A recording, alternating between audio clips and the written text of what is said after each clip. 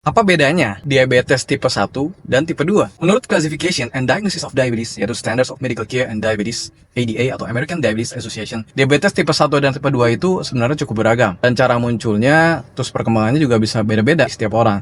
Klasifikasinya emang penting untuk menentukan pengobatan, tapi nggak semua orang bisa langsung dipastikan punya diabetes tipe 1 atau tipe 2 saat pertama kali didiagnosis. Dulu orang tuh mengira diabetes tipe 2 cuma terjadi sama orang dewasa. Yang tipe 1 hanya dialami anak-anak. Tapi sekarang kita tahu bahwa kedua tipe diabetes ini bisa terjadi pada semua umur. Anak-anak kena diabetes tipe 1 biasanya menunjukkan gejala khas kayak kurang air kecil ya kan, sering gitu ya. Sering merasa aus atau polidipsia, dan sepertiga dari mereka mengalami diabetic ketoacidosis atau DKA, yaitu kondisi serius akibat kekurangan insulin. Sementara itu pada orang dewasa, gejala diabetes tipe 1 bisa bervariasi. Bahkan ada yang sempat mengalami masa di mana mereka nggak butuh insulin untuk sementara waktu. Diabetes tipe 2 biasanya berkembang perlahan. Tapi ada juga kasus di mana penderitanya mengalami DKA tadi, terutama pada etnis tertentu ya. Misalnya menentukan jenis diabetes itu makanya nggak selalu gampang saat pertama kali ketemu.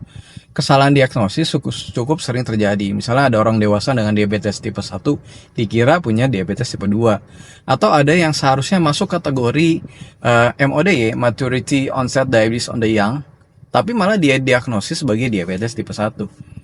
Makanya, diabetes tipe 1 atau tipe 2 keduanya disebabkan oleh kombinasi faktor genetik dan lingkungan yang bisa bikin sel beta pankreas semakin berkurang atau nggak berfungsi sama sekali. Begitu kadar gula naik atau hiperglikemia, semua penderita diabetes berisiko mengalami komplikasi serius, walau kecepatannya bisa beda.